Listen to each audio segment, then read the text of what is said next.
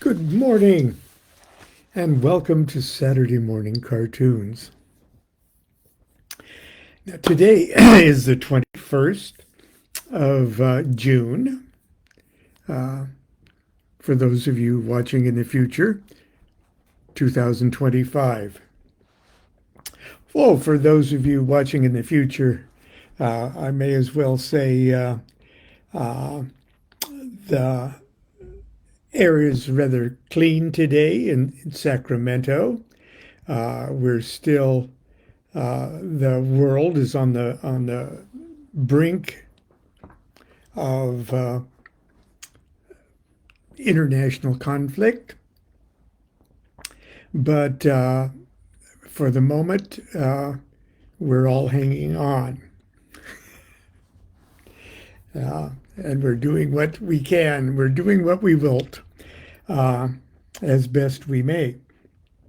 Anyway, as the 21st, usually on most calendars, you see June 21st listed as the summer solstice, or the longest day of the year.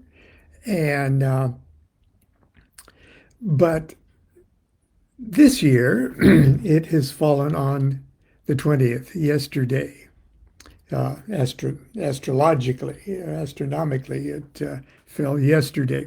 And so yesterday we did a little sort of interactive experiment whereby I gave each of you, if you chose to play along, an oracle based on the I Ching, an oracle for the year. Now, I Ching oracles actually come in 3 parts, and I only gave you 2 parts yesterday. The part we started with, okay, was the I Ching hexagram that covers the 30-day period that we're in. And in tarot terms, that's the Queen of Cups. But it's the I Ching hexagram of Tui, lake over lake. And the way Hermeticists translate that, that's the element of water, water of water. Okay? And a hexagram is made up of 6 lines, and you count those lines from the bottom up. And so if you can see the first 3 lines, that pattern set, unbroken, unbroken, broken line, is repeated by the top 3, and that's called 2 trigrams. You see how they're repeated? Let's see if I can get a pointer here. Those 3 are repeated with these 3. Queens, the queens are water, and the cups are water. So queen, water of water, Queen of Cups. And I tried to illustrate that by showing water being reflective, the Queen of Cups sort of looking at herself. Okay, that being said, that had a general oracle for all of us in this month that we're in, or this 30-degree period. And I read from the text of Benny Bell Wen's fabulous, magnificent, awesome, the I Ching, the Oracle book, because it's a very, very thorough and scholarly translation of the Chinese, in a very, very workable text. But today I'm going to use another I Ching, okay, to deal with, and that's my own. Now, I'm not putting it anywhere near the same category as the scholarship of Benny Bell Wen's, but I have worked with the I Ching over 50 years. I've gotten pretty much all of its moving parts. I've had experience with it, And I've come up with my own almost Rabbi Ben Clifford, Babylon paraphrase for absolutely everything. So the Queen of Cups, the 30-degree period that we're in right now, is a marvelous, it's my birthday card, by the way, but it's a marvelous card, and we should all usually be happy to get it. Okay, and here's my interpretation. It's, if you've got Ask Babylon, it's in Book of Ordinary Oracles. The joyous lake.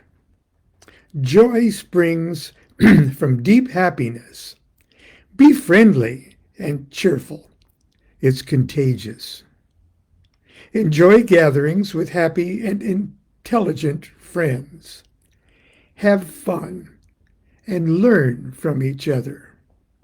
Now that learn from each other, Benny Bell's commentary was just wonderful. She actually calls this exchange, okay, which is probably a great rendering of the Chinese. And you'll see here that I've got these lines, and each of the lines has a one sentence little comment of its own. Now, the I Ching, an oracle, usually works in three parts. There's that first one that I read for all of us. We all shared that one. And I had each of us think, I got a frog in my throat here. I had each of us think and choose in advance a number between 1 and 6. I didn't tell you what it was going to be about or anything. That's why I posted this morning. If you didn't see yesterday's part 1 of the Oracle, watch it before today's show. So, each one of you picked a number between 1 and 6, and I took that to be the moving line. So each one of those lines, the way we're reading this anyway, there's various ways you can do this. Each of those 6 lines is in the process of moving to its opposite. It's growing old and it's turning into its opposite, because everything is change. Everything is changing. So your reaching answer is not so much as this is what's happening now and this is what's going to happen tomorrow. No, it's saying it's all now. It's all a big wall-to-wall, smooth, homogeneous now. But there's things in the process of changing now to make new nows, okay? And that moving line, either first, second, third, fourth, fifth, or sixth, that moving line is a hint on what in the nowness is changing. Now, when I said it's growing old and changing to its opposite, that's exactly what I mean. It's the part of the nowness that is the oldest, most worn out, and is being flipped to its opposite, like a polar shift. And your moving line is that snapshot of what's changing right now. Now, I read Benny Bell's comments or translation of each of those 6 moving lines for you yesterday. And some of them are really happy, or, oh, I'm happy, that's moving. Or some of them are, oh my God, oh, no wonder everything's so screwed up. But anyway, they are what they are. And I read to you what was changing, and I hope you kind of took it to heart about, because this is, all oracles are real oracles, okay? You either believe they are or you believe they're not. So arbitrarily accept, yes, this is a superior intelligence talking to me.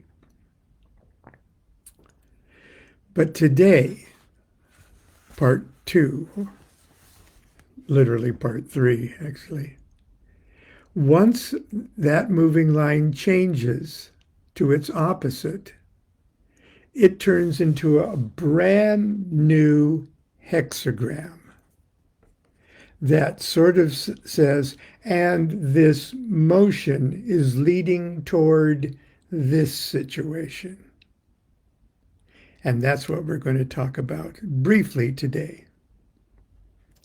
So, if you recall from yesterday what number between 1 and 6 you chose, and if you remember from yesterday the specific message you got for that moving line, today I'm going to briefly summarize the hexagram that it's changing into.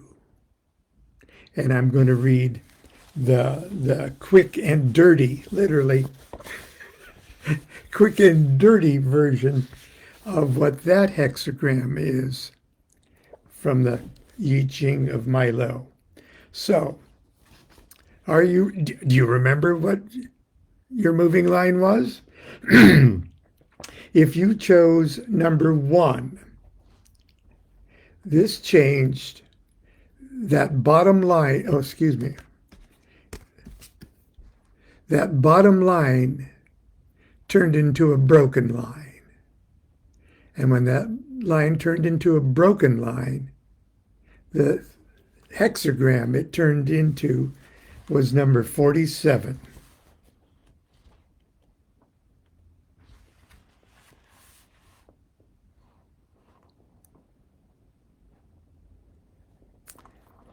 Oppression, exhaustion. Sorry, out of steam, out of luck. No matter how much you whine or argue, nobody's going to listen. If you can stay cheerful through this terrible period, the cheerfulness will be the key to your salvation. So those of you who chose number 1 yesterday, remember when I read Benny Bell's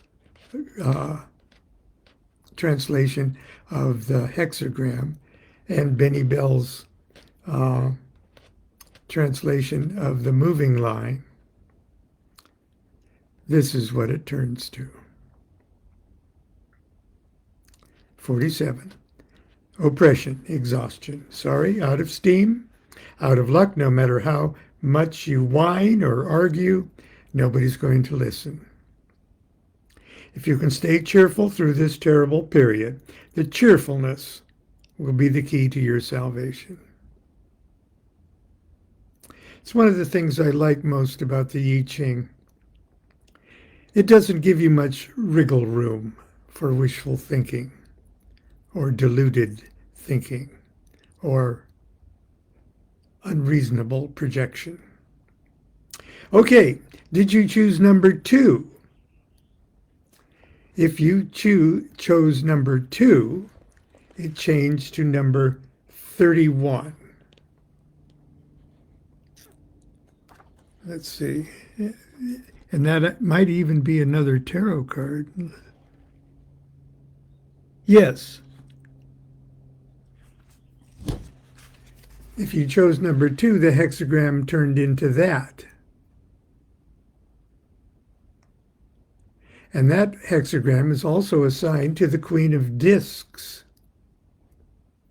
So in a sense, what your moving line did is change the marvelous, sort of generalized universal meanings of the Queen of Cups. Here, let's just do this.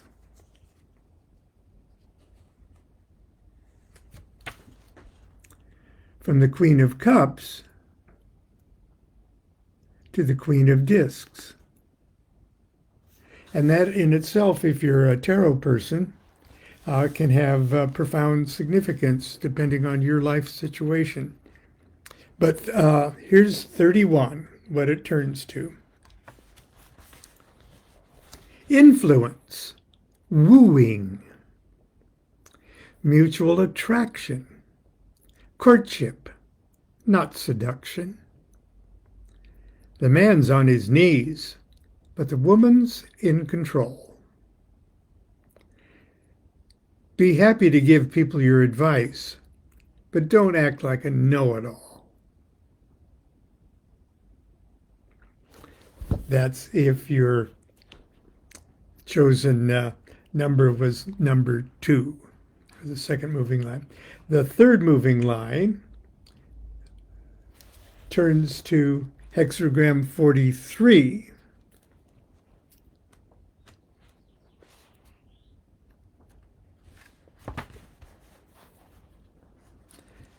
Breakthrough, resoluteness.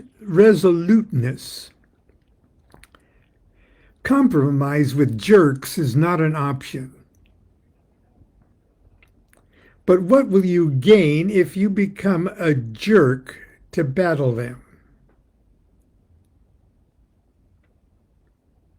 Expose and brand them, but first expose and brand the jerk in you.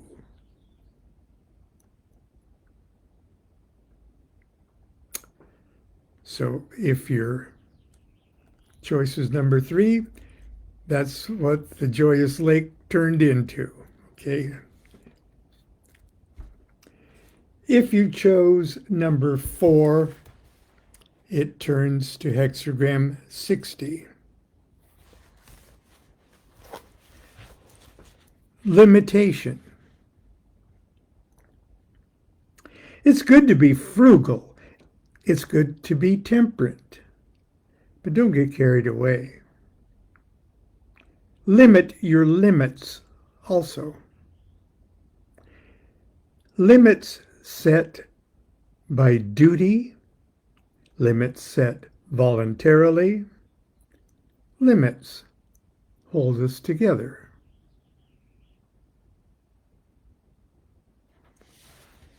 If you chose, let's see, what was that? If you chose number 5, it turns to hexagram 54.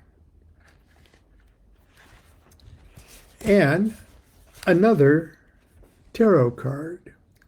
So you could say if you chose hexagram or moving line number 5, it turns from the Queen of Cups to the Knight of Cups.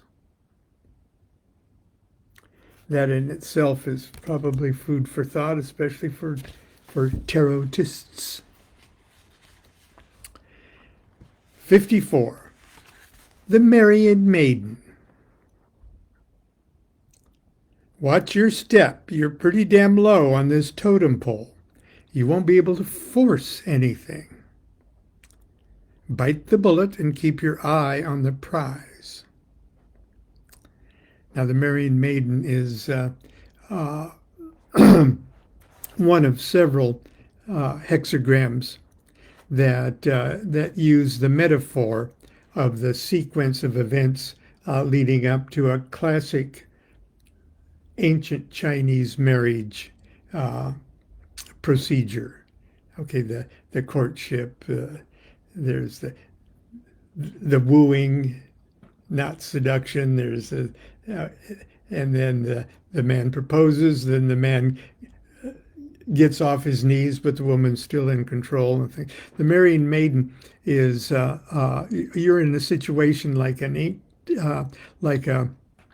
young and beautiful new bride of a Chinese aristocrat of some kind. And he's got lots of other wives too, and he's taking care of them and all. And they have a large family, harem type thing. But he's got to take care of them. Okay, it's a little tribe in and of itself. So when the new wife comes in, she's very low on the totem pole.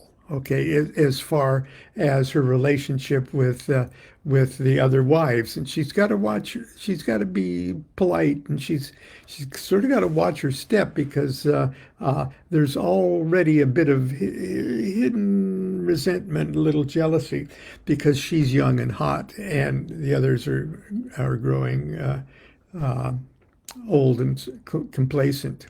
So she's got to watch her step, but remember that she's in a really good position, but she has to be very diplomatic and stuff like that. So that's the marrying maiden.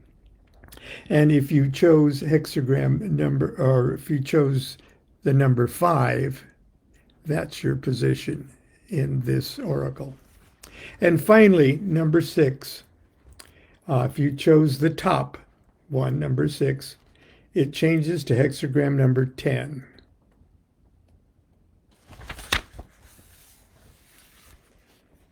Treading. You're riding a tiger. Enjoy the ride, but for heaven's sake, be polite.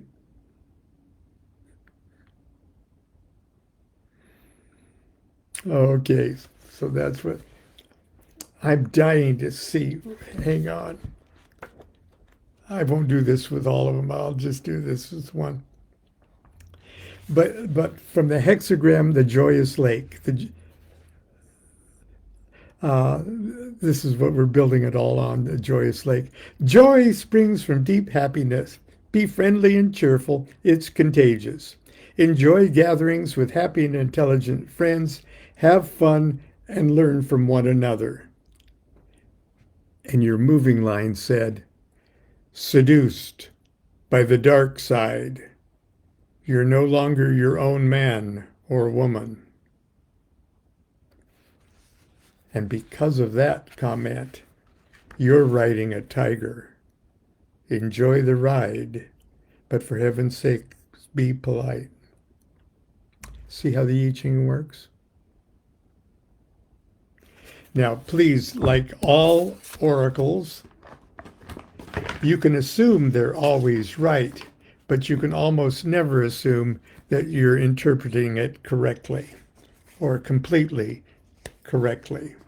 So don't get too freaked out if you got a bad one, and don't get crazy if you get a super good one. Anyway, that's it. That's it for today. I gotta clean myself up. I gotta get sparkly clean and trimmed, and because I'm speaking to my brother Masons tonight. And, not all Masons, as a matter of fact, probably a small percentage of Masons are really interested in the esoteric side of Masonry. And most of them would probably not respond favorably to magic or Kabbalah or occultism because Masonry is a big tent. Okay, but the heart and soul of it is very